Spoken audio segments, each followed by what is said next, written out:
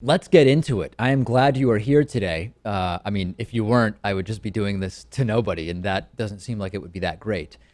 We have multiple new presidential polls which have Hillary Clinton up 10 points or more nationally against Donald Trump. I want to talk through some of this with you. We spoke to Bill Scher last week about whether or not or how much national polling in June for a November presidential election really matters. And bottom line, we figured out national polls today don't tell us everything we need to know. Of course, typically presidential elections come down to a few swing states. But for the last few elections, June national polling has been pretty good as a predictor of the eventual November results in presidential races. So that being said, this is a unique election, and I want to look at polls with you, not only Hillary versus Trump, but also as a three-way race with Gary Johnson, the Libertarian, and as a four-way race, including Jill Stein, the Green Party candidate. First, Trump versus Hillary.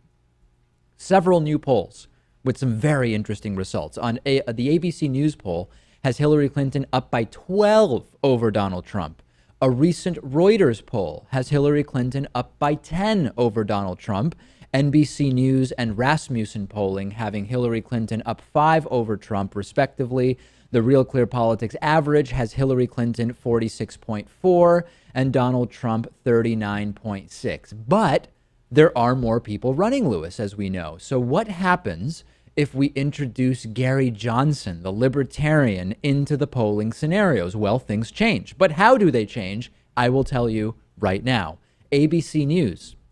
Clinton 47, Trump 37, Johnson 7.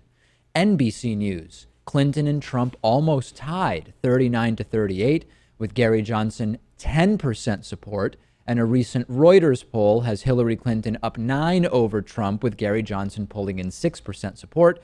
Real Clear Politics average, if you consider a three-way race, Hillary Clinton 43, Trump 36, Johnson 8. But, Lewis, there are even more people running. What if we include Green Party candidate Jill Stein, who has been interviewed on this show? Please stop emailing me saying, why do I refuse to interview Jill Stein? Why do you refuse to look at my archives? Let's include her, Lewis. Take a look. NBC News in a four-way race has Hillary and the Don essentially tied 39-38. Gary Johnson 10%, Jill Stein 6%. ABC News has Hillary Clinton still up 10 over Donald Trump in a four-way race. Gary Johnson 7%, Jill Stein 3%. There is also a Reuters poll with similar numbers, and Real Clear Politics has the average of these four-way polls with Hillary Clinton at 42.3%, Donald Trump 36.7%, Gary Johnson just under 8%, and Jill Stein just under 5%. So let's sum it all up. Let's compare how Hillary Clinton does versus Trump, depending on who is included. And this will be my last graphic here, Lewis, if I may. In a two-way race, Hillary Clinton leads Donald Trump by an average of 6.8 points. If you add Gary Johnson, the Libertarian, Hillary Clinton's lead over Trump drops just by 0.2%, from 6.8% to 6.6%. And if you add Jill Stein, the Green Party candidate, to that, a four-way race, Hillary Clinton's lead over Trump drops to 5.6%. So what makes sense from this polling and what doesn't make sense? It does make sense that when you introduce Jill Stein, presumably the most liberal of these four individuals, that hurts Hillary Clinton. That makes sense. It sort of makes sense that introducing Libertarian Gary Johnson hurts Hillary about the same as it hurts Trump, because you have the Libertarians on the Republican side who are not pleased with Donald Trump, who are interested in Gary Johnson. But you also have some Bernie or busters on the left who at this point feel as though they would not support Hillary Clinton and would prefer essentially anyone other than Trump over Hillary Clinton. It doesn't really make sense to me that Gary Johnson is going to get 8% of the vote. I think he will be lucky to get 5.55 or 6% maybe. And it also doesn't make sense to me that Jill Stein is going to get 5% of the vote eventually, Lewis. And as we know, historically, voters move towards a Democrat or a Republican as November gets closer. I don't think Gary Johnson gets 8, and I don't think Jill Stein gets 5. And I don't think it makes a difference either way, right? I mean, Hillary seems to have it, at That's least right. according to these early numbers, which, yes, we talked to Bill. We said, how much can we really rely on these? Yeah.